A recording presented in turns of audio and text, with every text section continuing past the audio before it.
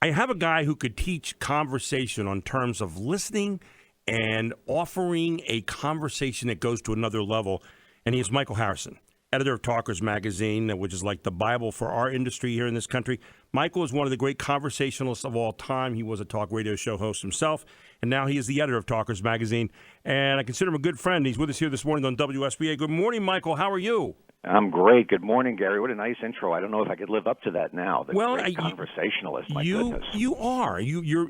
It's fascinating to sit and have a talk. You and I are usually sitting in the Dubliner restaurant somewhere around September, talking over in a room that smells a lot like my fraternity house used to, and with the beer in the walls and all that kind of stuff. But sure. No, I'm kidding when I say that. But I wanted to talk to you this morning. You know, we're watching in this country right now.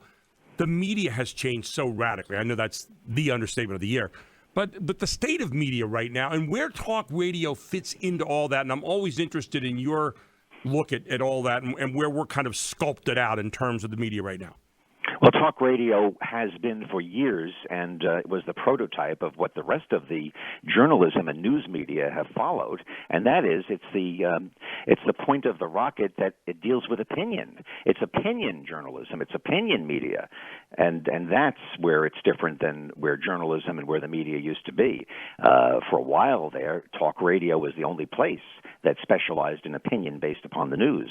But now, cable news talk television has followed suit, and we're seeing it in just about all aspects of broadcasting and print, is that you pick a target audience, and you play to that. You preach to the choir, and you reaffirm, you confirm the audience's predisposed opinion, as opposed to bringing them something objective and hope that they'll make their own mind up. When you look at what we do now in terms of talk radio, there's always the argument about, well, what about news? What about opinion? How do you separate the two? And a lot of people talk about newsertainment.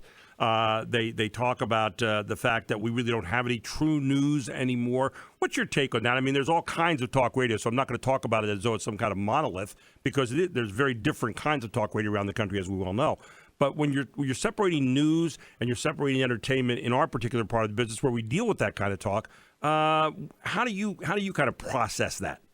I process it by the intent of the speaker. If the intent is to deceive, if it is to win, if it's to achieve victory, if it's to make your audience happy with you and feel that you're on their side for the sake of having their support, then it's a lie. Mm-hmm. And if it's a lie, it's not good. If you're just wrong, if you bring to the table something that you think is correct, but you're wrong, that's not a lie. That's just being wrong. So the first thing I do is I try to decide whether or not the news organization or the person speaking on its platform is lying, or if they're just wrong.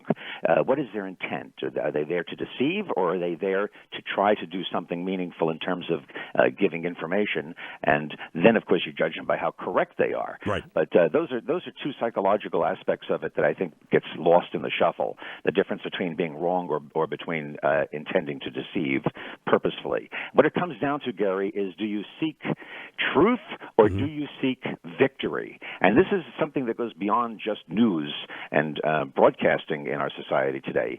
We're becoming a coarse society that has a win-at-any-cost mentality. It's tribal, it's teams, it's colors. And whatever we have to do to win, we'll do it. If that means editing out certain key information that we don't want the audience to hear, we'll edit it out. If that means taking something out of context and presenting it with a spin that makes it appear to be something completely different, we'll do that. We'll do whatever it takes to win, as opposed to separating ourselves from the result of the contest and trying to help those who really are the judges, the American people, decide for themselves with the best information they possibly could have. We're on the other side of the pendulum right now of that way of thinking. Are the American people generally, as an audience, again, in our particular area of news talk and discussion of the daily events, are they seeking to have true news, true information out there? Or are they seeking that which simply is going to agree with their particular opinion? Some people obviously seek true news, and not all people are the same. So all I could say is more and more it seems that people are getting used to this new paradigm and are seeking something that confirms their biases, and their preconceived notions. So, yeah, more and more people are seeking for views as opposed to news. I was interested in an article that I saw the other day about the five key takeaways about the state of news media in 2018 by Michael Barthel. And he was talking about newspaper circulation has fallen to historic lows. You're looking at cable news is up. News on TV is generally down on appointment kind of TV.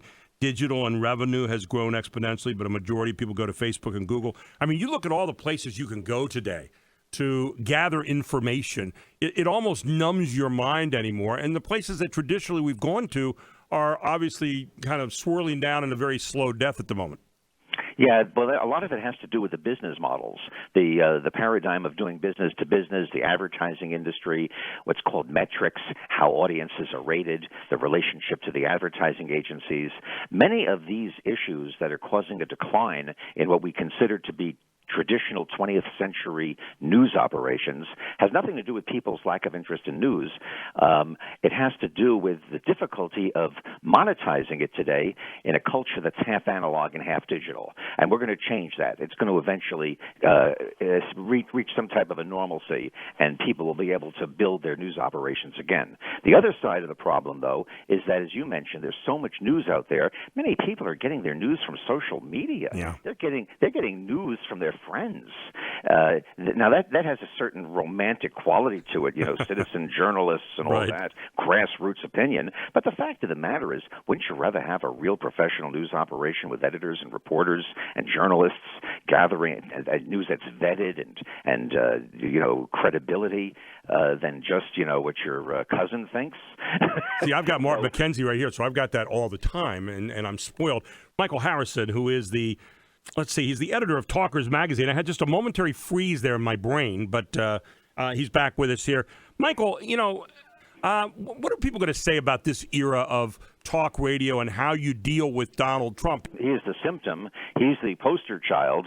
He is the process of this entire era that we're in. We are in the Trump era. I don't remember any time in my long and colorful life ever seeing one individual dominate the national conversation from pop culture to politics the way Donald Trump has done and continues to do at this point. I mean, I've lived through the Beatles. We've seen Elvis Presley. We've seen JFK. We've seen, this is off the charts. Politically, I think that, and I often say this, the book of Trump has yet to be written. And Michael Harrison, editor of Talkers Magazine.